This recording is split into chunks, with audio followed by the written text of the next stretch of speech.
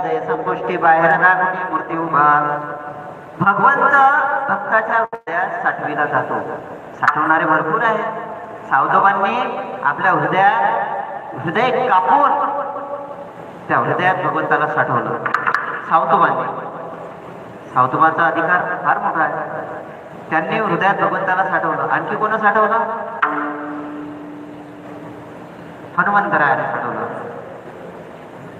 छाती फोडून या जावी हृदयात सीतारामा, जन्मदांजनी पोटी आवत्याचे हनुमाना.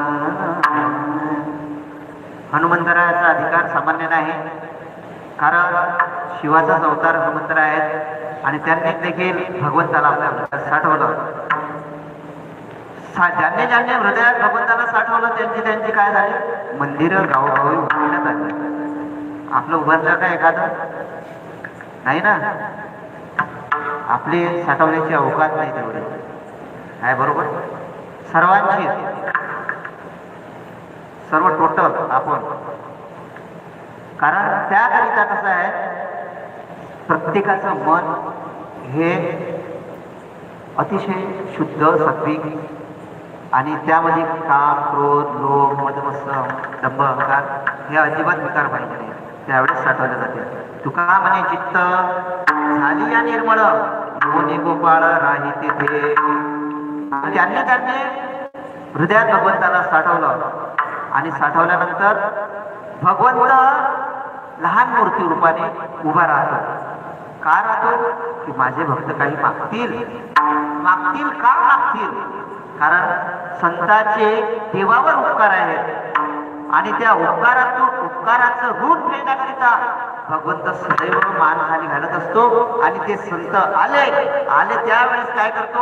आपली मान उचलण्याची हिंमत होत नाही, पण संतांना म्हणतो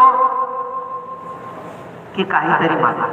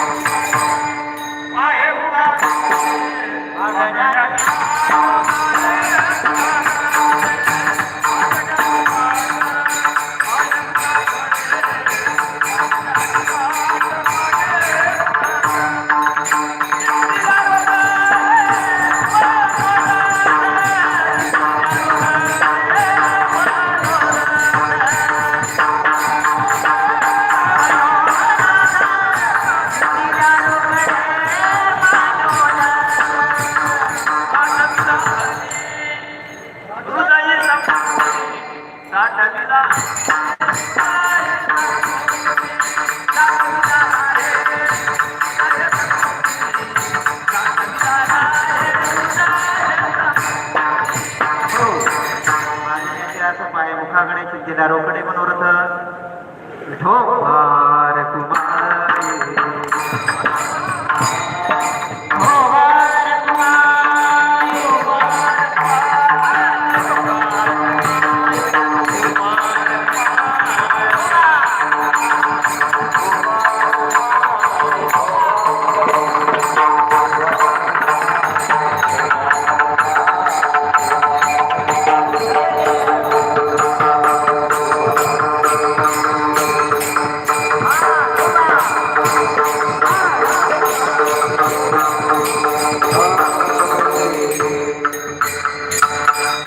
असं वाटते तुम्हाला हात आहेत का?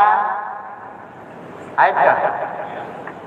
दिन इंद्रिय हात पाय कान डोळे मुख बोलाया वचन जेणे तू जोडसी नारायण. हे सर्व आपल्याला इंद्रिय दिले, पण त्याचा उपयोग आपण का करत नाही?